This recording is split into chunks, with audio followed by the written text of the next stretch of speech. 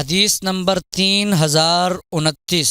حضرت عبد الرحمن بن یزید فرماتے ہیں انہوں نے حضرت عبداللہ ابن مسعود رضی اللہ تعالی عنہ کے ہمراہ حج کیا تو آپ نے 7 کنکریاں ماری اور بیت اللہ شریف کو اپنی بائیں جانب رکھا جبکہ منا آپ کی دائیں جانب تھا، اور فرمایا اسی مقام پر سورہ بقرہ نازل ہوئی ہے۔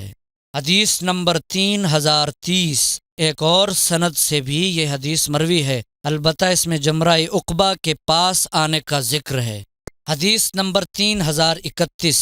حضرت عبد الرحمن بن یزید فرماتے ہیں حضرت عبداللہ بن مسعود رضی اللہ تعالی عنہ سے کہا گیا کہ کچھ لوگ جمرہ عقبہ کے اوپر کی جانب سے کنکریاں مارتے ہیں۔ فرماتے ہیں حضرت ابن مسعود رضی اللہ تعالی عنہ نے بطن وادی سے کنکریاں ماری، پھر فرمایا اللہ کی قسم جس ذات پر سورہ بقرہ نازل ہوئی انہوں نے یہاں سے ہی کنکریاں ماری تھیں۔